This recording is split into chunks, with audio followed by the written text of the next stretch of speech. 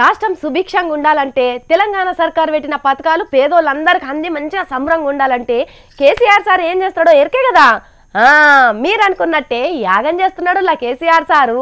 మనందరి కోసం చేస్తున్న మహారుద్ర సహస్ర చండీ యాగం ఎట్లా జరుగుతున్నది, ఎవరెవరు వచ్చిర్రు అనేది తెలుసుకోవాలి కదా. అయితే చలో ఎర్రవల్లి. సీఎం కేసీఆర్ సార్ 5 రోజులు చేయబోతున్న సహిత సహస్ర చండీ మహాయాగం ఇయ్యాల మొదలైందుల్లా. సార్శల్క ఎర్రవల్లి కాడికి పెద్ద పెద్ద అయ్యగారులు పసుపు పచ్చ బట్టలు కట్టుకొని పెద్ద ఎత్తున వచ్చిర్రు.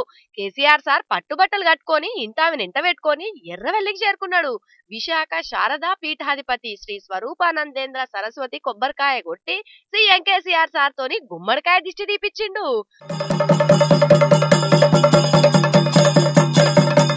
ముందుగాల వినాయకుని పూజతోని 5 రోజుల మహాయాగాన్ని మొదలు పెట్టిర్రు. ఇక భక్తుల ముచ్చట్నైతే చెప్పనే వద్దుల్లా పొట్టు పొట్టొచ్చిర్రు.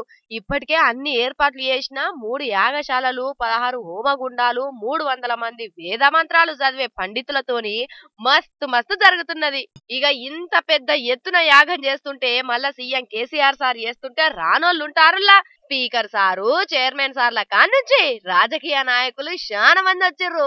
ఇక ఇప్పటి నుంచి యాగం అయిపోయేంత వరకు వేద మంత్రాలతోని ఎర్రవెల్లి మారు మోగిపోతది.